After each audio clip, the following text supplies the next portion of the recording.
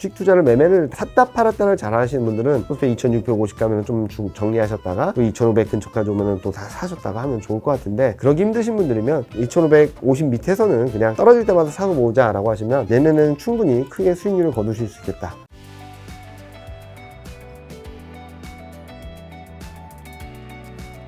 자, 그러면 이제 실적은요. 지난번에는 12개월 선행 EPS 상승 중이면 좋다고 해주셨는데 어떤 변화가 있을까요? 좀 아쉽게도 여기 밑에 그림 보시면은 파란색이 12개월 선행 EPS인데 이게 조금씩 밀려나고 있어요. 아직까지 선행 순이익이 올라가고 있어서 한 번 정도는 올라갈 수 있는 룸이 있는데, 지금부터 올라가는 속도나 힘이 좀 약해지고 있다라는 시그널은 분명한 것 같아요. 자, 그럼 이게 뭐가 문제냐면은 12개월 선행 EPS가 올라가면 지지선도 저항선도 올라가서 우상향하는 추세를 만들어주는 그림인데, 이게 멈춰버리면, 그래서 제가 박스권으로 말씀드렸던 이유도 이 박스에 갇혀버려요. 상단의 힘도 단단해지고 하단의 힘도 단단해지긴 한데, 그래서 박스권에 갇혀버리거든요. 그래서 저는 여기 보시는 2470선, 2630선 이 정도 레인지에서 좀 등락이 있지 않을까 라는 말씀을 드리는 부분이죠. 물론 이제 7월이 지나고 8월이 되면서 여기 한 단계 정도 올라가면서 이게 2650, 이게 2500선 정도까지는 올라올 수 있다고 생각을 하고 있어서 지금 여기서 급락은 없다.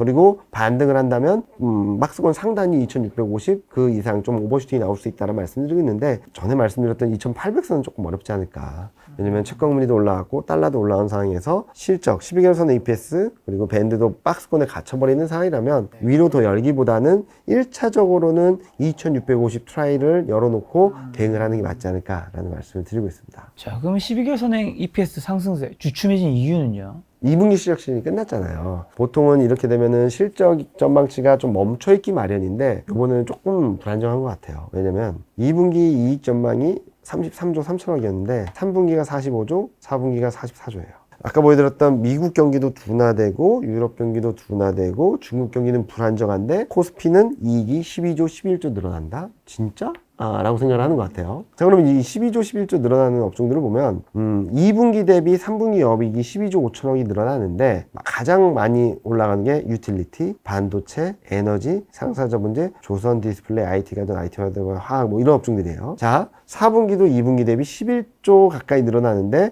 반도체, 유틸리티, 에너지, 상사점 비슷한 업종들입니다. 그런데 아이러니하게도 디스플레이, IT 하드웨어, 화학, IT 가전, 반도체, 소매유통, 유틸리티 앞서 보여드렸던 그림 중에 3분기, 4분기 실적을 10조 이상 끌어올릴 수 있다는 업종들을 중심으로 실적 전망치가 떨어지는 거예요. 무슨 말이냐면 실적에 대한 기대치가 너무 높았다는 얘기겠죠. 이런 기대치가 조정되는 과정에서 12개월 선행 EPS가 좀 쉬어가는 그림이 나타나고 있어서, 근데 이게 이제 잠깐 이러고 말겠지가 아니라 이제 10월 초, 9월 말 10월 초가 되면 이제 프리어닝 시즌이라 그래서 3분기 실적 전망치를 내놓을 거거든요. 업데이트해서. 그때 이게 좀 더 과격해질 수 있어요.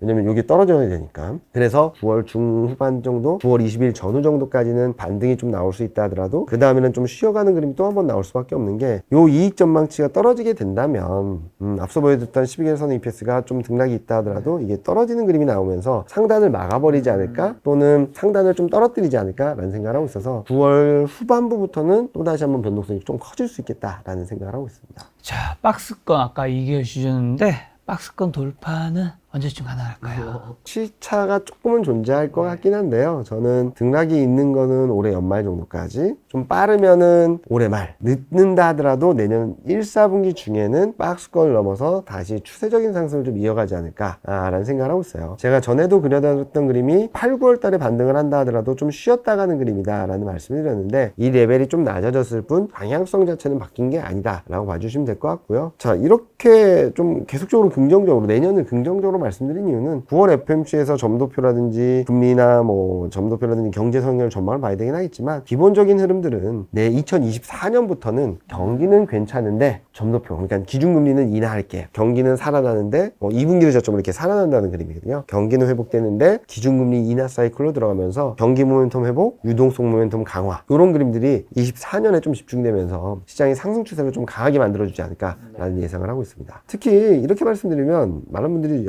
물어보시는 것 중에 하나가 경기가 회복되는데 왜 금리 인하하냐, 말이 되냐라고 하시는데, 원론적으로 돌아가 볼게요. 금리 인상을 왜 했죠? 경기가 좋아서 했나요? 물가가 높으니까. 그렇죠. 정확한 표현이신데, 물가가 높아서 금리 인상을 한 거죠. 자, 그러면은 물가가 낮아지면 금리 인하를 하겠죠. 네. 자, 금리 인상을 하는 과정에서 경기 변수는 고려하지 않았습니다. 왜냐면 작년 하반기에 파월 연준의장 기자회견만 가면 기자들이 질문을 많이 했던 것 중에 하나가 야 23년에는 역성장하거나 경기 침체로 갈 수 있다는데 물가가 아직 안 잡힌다. 스태그플레이션 가능성이 있는 거 아니냐 라고 물으면 가능성 낮다라고 생각합니다. 만약에 물가가 제대로 안 잡히고 경기가 안 좋아지는 침체로 간다면 연준의장 뭘 할 거냐 물어봤더니 금리 인상한다고 그랬어요. 경기가 침체로 가든 말든 간에 일단 최우선 순위 물가 안정이었거든요. 그래서 저는 생각하는 게 경기가 회복된다고 하더라도 물가가 안정만 되면 물가가 너무 높았기 때문에 금리가 5%를 넘어선 거잖아요. 물가가 내려온 만큼 금리도 좀 정상화시키는 그림들을 좀 열어놓을 수 있지 않을까라는 생각을 하고 있어서 24년을 좀 긍정적으로 볼 수 있겠다라는 예상을 하고 있습니다. 물가만 잡히면 금리 네. 인하도 가능하다는 말씀이신데 그럼 이제 문제는 이제 물가인 거죠. 물가는 잡힐까요? 제대로? 지금 3.2%입니다. 물가 상승률이. 근데 식품이 3.2%에서 차지하는 게 0.66이에요. 그리고 상품은 0.17밖에 안 돼요. 에너지는 마이너스 0.86이에요. 3.2보다 높은 게 서비스 물가예요. 서비스 물가. 파월 연준의장도 계속 서비스 물가 하는 이유가 여기 있는 거예요. 얘가 잡혀야지 물가가 안정된다라고 보는 거죠. 자, 그럼 서비스 물가 전반적인 문제일까? 아니에요. 대부분 이렇게 낮아요. 하나 때문이에요. 주거비 때문입니다. 결론적으로 말씀드리면 주거비만 내려오면 물가는 충분히 레벨 다운 될 수 있어요. 3.2에서 2.65로 빼주세요. 몇 프로죠? 1% 안 돼요. 얘네들이 올라온다 하더라도 2% 밑으로 갈 수 있다는 얘기가 되는 거죠. 그럼에도 불구하고 걱정하시는 게 아니야. 에너지 가격이 올라오면은 물가가 오르겠지. 자, 22년에 물가가 폭등을 했던 이유는 에너지 가격이 60%였어요. 전년 대비. 이번에는 에너지 WTI나 가솔린 가격이 지금 수준보다 조금 더 높은 수준을 유지한다 하더라도 플러스 반전하는 건 올해 말이고요. 플러스 반전한다 하더라도 플러스 20% 이상 못 가요. 두 번째, 곡물 가격 많이 오른다 하는데 안 올라요. 전년 대비 변율이 내년 상반기까지 마이너스예요. 시차를 두고 식품 가격은 더 떨어지겠죠. 에너지 가격이 올라도 이게 4% 5% 올라가는 가능성이 나올 수 없습니다. 여기서 올라갔다는 플러스 60이었기 때문인 거고. 그래서 결론적으로 말씀드리면 유가가 올라도 이 물가를 끌어올리는 힘은 제한적이고 곡물 가격은 계속적으로 마이너스이기 때문에 이게 떨어질 거고 경기가 좋아져서 상품 가격이 오른다 하더라도 내년 하반기부터 경기가 본격적으로 좋아질 거기 때문에 이 상승 압력도 제한적이라서 결론적으로는 주거비만 내려가면 괜찮다라는 거죠. 자, 그럼 주거비 내려갈까? 방향성은 내려가요. 그냥 방향성 결정돼 있어요. 왜냐면 프레디맥 주택 가격하고 CPI 주택 물가랑 거의 같은 궤적을 그리는데 1년에서 1년 6개월 정도 시차를 두고 있어요. 자, 그러면은 1년 6개월 시차면은 어찌됐든 간에 플러스 19%였던 게 0으로 갔거든요. 지금 플러스 7%였던 게 0으로 갈 수도 있다는 얘기죠. 그래서 CPI 주택 물가의 방향성 결정돼 있다. 근데 4분기의 고민은 뭐냐면 첫 번째 고점이 21년 7월이고 두 번째 고점이 22년 3월이에요. 지금 꺾여 내려가는 게 7월이냐 22년 3월이냐의 고민은 좀 있어요. 왜냐면 21년 7월이라고 한다면 연말까지 이렇게 옆으로 기거든요. CPI가 이렇게 떨어지던 게 이렇게 슬로해지겠죠. 그러면 물가 제대로 안 떨어지네 이러면서 또 난리가 날 수도 있어요. 만약에 22년 3월이면 이게 쫙 내려가는 그림이어서 좀 편하게 시장을 바라볼 수 있겠죠. 그래서 저는 요 두 가지만 포인트 문제지 방향성의 문제는 아니다. 결론적으로 4분기 때 CPI 주택 가격이 퉁 떨어졌다 이렇게 등락을 보일지 쭉 떨어질지 요 차이에 따라서 등락의 폭이 결정될 수는 있어도 방향성이 바뀌지는 않을 거다 라고 보고 있어서 저는 내년 상반기까지는 굉장히 편안한 흐름이 나올 수 있다라는 말씀을 드리고 있습니다. 팀장님은 물가는 잡히게 될 것이라고 보시고 그로 인해서 금리 인하도 하게 될 것이라고 보시는 것 같은데 근데 또 요즘에 많은 개인분들이 물가로 인해서 금리 하락을 하면 금리 인하가 또 이제 증시 하락을 부를 수도 있다. 뭐 이런 얘기도 있던데요. 과거 흐름만 놓고 보면 맞는 말이긴 해요. 2000년 이후 3번의 금리 인하 사이클이 있거든요. 근데 3번 다 폭락이었어요. 아 진짜요? 왜냐면 IT 버블, 금융위기, 코로나. 금리 인하를 해서 시장이 폭락을 한 건가요? 아니죠. 그러니까 맞는 거예요. 선후관계가 좀 달라졌다라고 봐야 되는 거죠. IT 버블 붕괴, 금융위기, 금융시스템 붕괴, 코로나 때 경제 시스템 붕괴. 어마어마한 충격을 주는 그런 위기가 왔기 때문에 그에 따라서 금리 인하를 한 겁니다. 증시는 왜 폭락했냐? 어마어마한 경제위기 침체가 왔기 때문에 증시가 폭락을 한 거예요. 사람들은 3번 다 금리 인하를 했으니까 이번에도 또 빠질 거야. 빠질 거라고 생각할 수도 있겠네요. 이렇겠죠. 근데 이유가 다른 거죠. 시스템 위기, 경제 위기에 대응하기 위한 금리 인하 때는 시스템 위기가 벌어졌고 경제 위기가 왔기 때문에 증시가 폭락을 한 거고요. 그랬기 때문에 금리 인하를 가격하게 한 거고 반대로 이번에는 그런 위기가 오지 않는다고 생각을 하고 있어서 지금 바라보는 건 90년대 초반, 90년대 중반, 90년 말 그리고 2019년 케이스를 보고 있어요. 이때는 경기 침체나 경기가 엄청 충격이 아니었음에도 불구하고 이때는 90년대, 92년에는 뭐 때문이었냐면 생각보다 물가가 쭉 떨어진 거예요. 그동안에는 물가도 높았고 금리도 높았던 상황인데 물가 레벨이 낮아지면서 기준금리 레벨 자체가 5% 밑으로 내려온 시작점이었어요. 증시는 쫙 올라갔습니다. 그리고 90년대 중반은 뭐였냐면 금리 인상 사이클을 걷다가 경기가 조금 흔들리긴 있었는데 그때 우리나라는 아픈 IMF 그냥 신흥하신 IMF가 벌어지면서 선제적으로 대응을 하면서 금리 인하를 땅땅 해버렸어요. 그 다음에 증시가 날아갔어요. 90년대 말, 98년에는 왜 금리 인하했냐? 롱터 캐피탈 마켓이 파산을 하면서 선제적으로 대응을 한 거예요. 경기가 많이 나빠지거나 충격이 없었음에도 불구하고 2019년에도 비슷하죠. 경기가 나쁘지 않았음에도 불구하고 통화정책 정상화라는 표현을 쓰면서 금리를 좀 내렸습니다. 그때마다 증시는 좋았어요. 왜? 경기는 괜찮은데 유동성이 살아나니까 증시가 좋았던 그림이죠. 이런 그림들이 좀 열어놓고 본다면 막연하게 2000년 이후 3번 금리 인하 때 증시가 폭락했으니까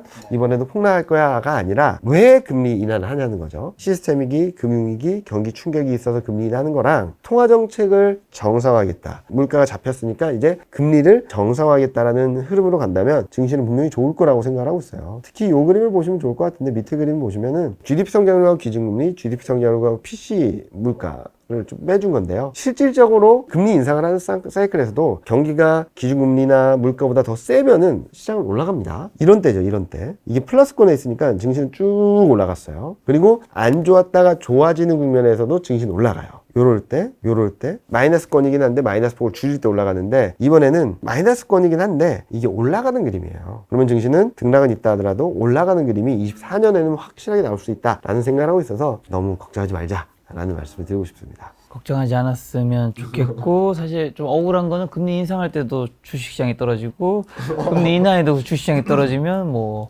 뭘 선택해도 주식시장이 떨어지는 건 좀 아니지 않나. 그렇죠. 그러니까 이번에 금리 인상할 때 그러니까 과거에는 금리 인상기 때 시장이 전반적으로 좋았어요. 좋았죠. 왜냐면 경기가 좋아. 그래서 물가가 올라. 그래서 금리 인상하는 거야. 그렇죠. 금리 인상을 왜 해? 경기가 좋으니까 라는 이유가 됐는데 이번에는 경기는 모르겠어. 물가가 너무 높아. 그러니까 금리 인상하는 거야. 경기는 몰라. 침체가 더 물가 높으면 금리 인상할 거야. 이러니까 시장이 너무 불안했던 거거든요. 그동안에 봐왔던 흐름과 정반대 흐름이 이번 국면에서는 펼쳐지고 있다라고 보시는 게 맞을 것 같습니다. 자, 지금까지는 이제 팀장님이 시장 전체에 대한 좀 이야기를 좀 들었으면 이제 뭘 사야 되는지 그런 것들 좀 들어봐야 될 텐데 팀장님 그동안 주도주는 바뀌지 않는다 강조해 주셨는데 지금 8월 말 지금도 같은 생각인가요? 같은 생각이죠. 많은 분들이 주도주가 바뀐다, 뭐 한다 하더라도 짧게 보는 흐름에서는 주도주가 생기고 이 단기 추세를 이끌어가는 업종이나 종목들이 달라질 수 있겠는데 큰 트렌드에 있어서는 길게 보면 2020년 3월, 짧게 보면 23년 이후 흐름들을 봤을 때는 주도주는 여전히 반도체, 전기차, 2차전지, 신재생에너지, 방산인터넷, 뭐 조선, 기계 이런 업종들이다 라는 말씀을 드리고 있는데요. 여전히 이들 업종에 각 국가들이 헤게모니 싸움을 하고 있고 재정을 쏟아붓고 정책을 쏟아붓고 있죠. 그리고 이익 기여도 코스피 전체 이익이 늘어나는데 얼만큼 힘을 발휘하느냐를 보면은 여전히 반도체가 압도적으로 1위고요. 24년에 이어서 25년까지 좋아진 업종, 그러니까 내년보다 내후년이 더 좋아지는, 그러니까 이 방향성을 투자할 수 있는 업종들을 보면 화학, IT 가전, 조선, 철강, 소프트웨어, 하나 더 자동차, 이 업종들만이 24년에도 괜찮고 25년에 더 좋은 그림들을 보여주고 있어요. 이 맞죠? 반도체, 화학, IT 가전, 철강은 2차전지, 조선, 인터넷, 자동차 얘네들이거든요. 근데 이 기여도는 뭐 덩치가 크면 기여도가 높으니까 모멘텀을 보면 조선, 반도체, 화학, IT 가전이 1, 2, 3, 4등이에요. 1, 2, 3, 4등. 그러니까 기여도를 봐도 모멘텀을 봐도 반도체, 조선, 2차 전지는 엄청 강하다. 여기에 소프트웨어가 저기 중위권에 있던 게 점점 좀 올라오고 있고요. 철강은 아직까지 2차 전지 공장이 내년 말쯤, 내년 하반기쯤 지어지면서 얼만큼 수익을 낼지에 대한 퀘스천 마크가 있기 때문에 모멘텀은 약하지만 이것도 올라올 거고, 문제는 자동차예요. 자동차 이 꼴찌에서 2등이에요. 자동차 어떻게 봐야 되냐? 이거 버려야 되냐? 아니에요. 자동차는 좀 다른 스토리인 것 같아요. 지금 PR이 3, 4배예요. 자동차는. 내연기관차로서의 평가를 밖에 못 받고 있거든요. 뉴스를 보셨으면 아시겠지만 베트남 전기차 업체가 미국에 상장을 했거든요. 들으셨죠? GM4도 이겼어요. 엄청나던데 시총이. 두 개 합친 것보다 높을걸요 아마? 네네. 그 정도입니다. 그러니까 전기차에 대한 프리미엄이 굉장히 세고 내연기관차에 대한 디스카운트는 굉장히 센 거예요. 그러면은 내년부터 25년부터는 현대기아차는 전기차를 전부 생산하겠다고 하고 있거든요. 그 시작점이 아마 조지아 공장에서의 가동일 텐데 그 조지아 공장 완공 시점과 맞물려서 전기차 비중이 늘어나는 그림들 그리고 보조금 받을 수 있다는 기대감들이 맞물리게 된다면 지금 3-4배 수준에 불과한 밸류에이션이 그러니까 이익은 많이 늘어나지 않는다 하더라도 밸류에이션이 정상화되는 것만으로도 5배, 6배 받는 것만으로도 충분히 상승 여력이 있다라는 말씀을 드리고 있어서 앞서 말씀드렸던 반도체, 2차전지, 조선, 인터넷은 이익 기여도 이익 모멘텀을 보시고 자동차는 밸류에이션 정상화 이런 컨셉으로 접근하시면 좋지 않을까라는 예상을 하고 있습니다. 근데 지금 주도주라고 하신 자동차 반도체는 어쨌든 지금은 별로 주가가 그리 좋은 그림은 아닌데 지금 사도 되는 것인가? 지금 사야죠. 많은 분들이 이 그림 보시면은 이경민 팀장이 그래서 주도주는 안 바뀐다라고 얘기하는구나 라고 말씀을 하시는데 최근 주가 흐름 별로 안 좋았습니다. 근데 올해 연초 이후 지난 주말까지 수익률 보면 철강, 조선, 반도체, 자동차, 기계, IT 하드웨어, 화학 얘네들이 수익률 상위권이에요. 그냥 많이 올랐다가 쉬기도 하고 급등했다 쉬기도 하고 밀렸다가 올라가기도 하고 하는 거지 그런 가운데서 주도주들은 계속적으로 시장보다 강한 흐름들을 보여주고 있다. 또 한편으로는 여기 보시면 호텔 내죠, 화장품, 소매유통, 필수소비재, 통신 8월 달에 가 있던 업종들이에요. 한편 생각을 해보면 순환매가 이 극단까지 이어졌다라고 볼 수 있겠죠. 순환매가 주도주가 움직이고 순환매 나타나고 주도주 움직이고 순환매 나타나는데 순환매가 요런 업종들에서 이 업종들로까지 이어졌다라고 보면 순환매는 한 사이클 돈 것 같아요. 그럼 다시 주도주. 그래서 6월 9일 이후부터 수익률을 봤더니 단기적으로 가격 메리트가 있는 게 IT 가전, 화학, 소프트웨어, 반도체, 자동차 이런 업종들이 가격적으로 좀 싸요. 반면에 철강, 조선은 아직까지 가격 부담이 있어서 얘네들은 좀 밀리면서 사는 거고 요 밑에 있는 업종들은 지금부터 흔들릴 때마다 사나간다면 그게 무리가 없다라는 말씀을 드리고 있어서 지금 시점에서 뭐 어떤 업종을 봐야 되냐라고 물어보신다면 저는 반도체, 자동차, 인터넷, 뭐 2차전지 중에서도 아직 많이 못 오른 거나 아니면 최근 많이 조정을 받은 업종들을 좀 눈여겨보시면 좋겠다라는 말씀을 드리고 있습니다. 자, 그럼 내년까지 봤을 때 넘버원 업종은요? 넘버원 업종은 반도체죠. 아까 보여드렸던 그림을 다시 보여드리면 이익 모멘텀이 조선, 반도체, 2차전지입니다. 조선하고 철강은 2차전지는 올해 엄청나게 뜨거웠어요. 안 뜨거운 업종 하나가 반도체겠죠. 저는 반도체 같은 경우는 내년에는 본격적인 이익 개선세를 이어갈 거라고 생각을 하고 있는데 이경민 이익이 올라가봤자 여기보다 낮잖아.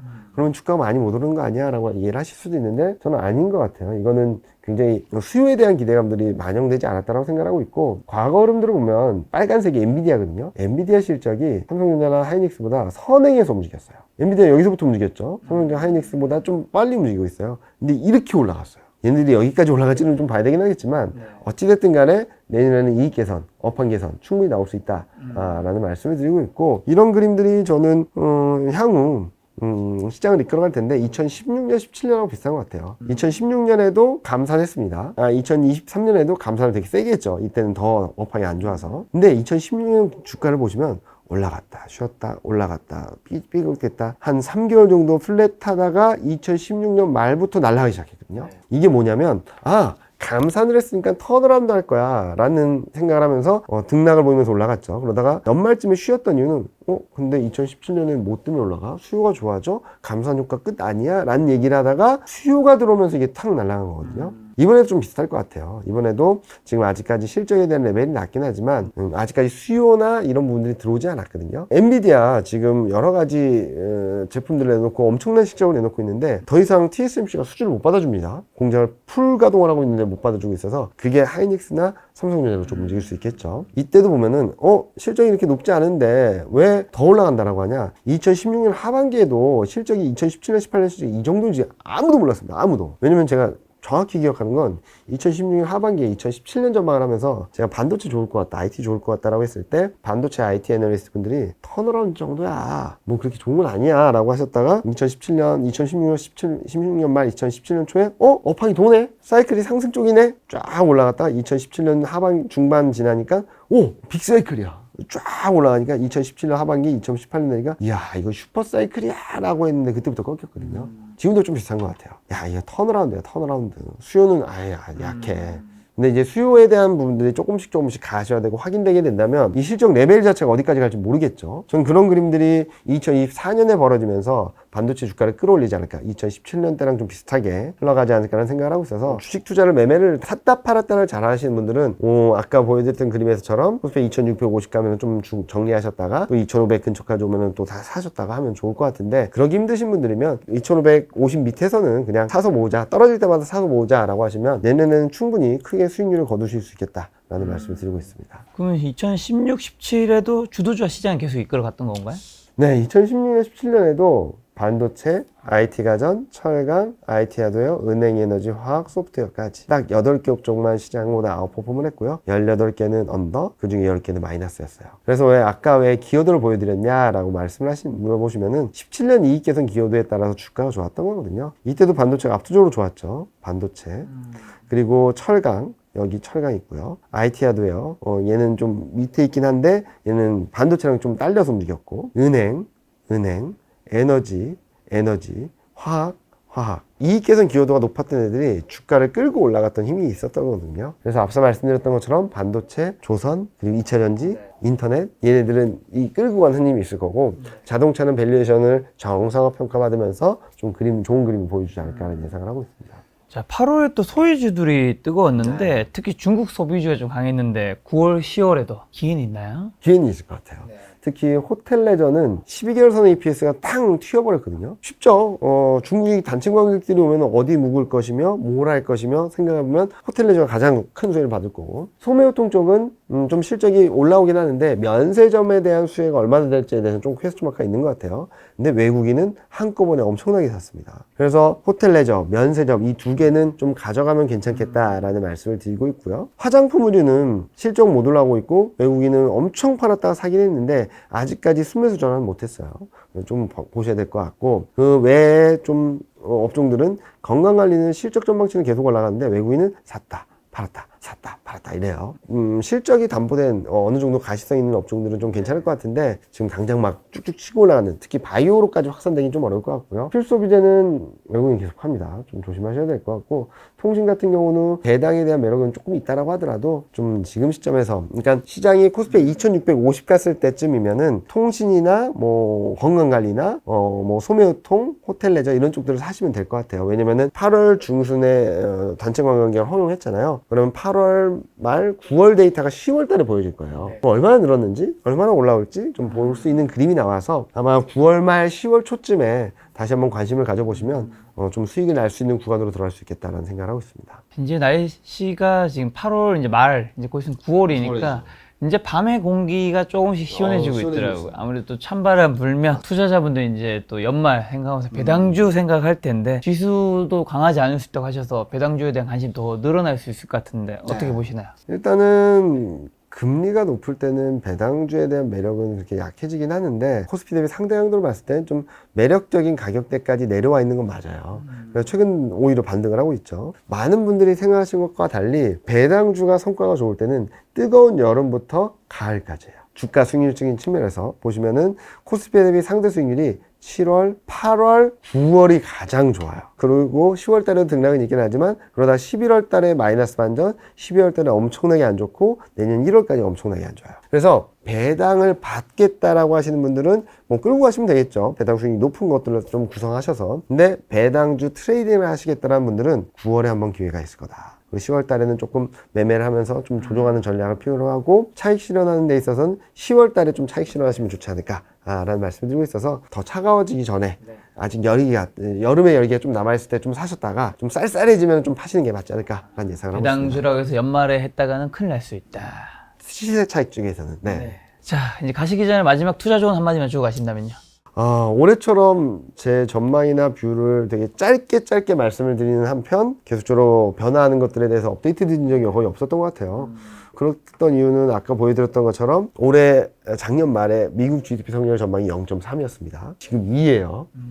이렇게 드라마틱하게 변화된 적은 없었던 것 같거든요. 많은 것들이 예측하기 어려운 굉장히 불안정한 흐름 안에서 미국만 좋아지는 그림들, 예상하지 못했던 그림들이 나오고 있죠. 아마 내일 자료가 발표되거나 뭐 그럴 텐데 범피 한 23년인 것 같아요. 범피라는 게 울퉁불퉁하고 왔다 갔다 한다는 거죠. 금융시장도 그렇고 경제 전망도 그렇고 주식시장도 그렇고 올라갈 만하면 떨어지고 떨어질 만하면 올라가는 그런 되게 불안정한 흐름들을 보여주고 있는데 이런 그림들이 좀 연말 정도까지 있을 것 같아요. 그래서 저는 연말까지는 좀 욕심을 내기보다는 잘 모아놓자. 흔들릴 때마다 잘 모아놓으면 내년에는 스트레이트한 24년이 나올 테니까 그때를 노리고 23년 말까지는 더 큰 욕심을 부리기보다는 좀 짧게 매매를 하신든지 아니면 모아가는 전략을 가져가신다면 조금은 좀 편한 장세가 되지 않을까? 그리고 단기적으로 봤을 때는 추석 전까지는 한번 수익 기회가 있을 테니까 그걸 좀 노려보시면 좋겠다라는 말씀 드리고 싶습니다. 알겠습니다. 저도 팀장님 말씀 믿고 흔들릴 때마다 모아갈 때 삼성전자, 반도체 좋다고 하시니까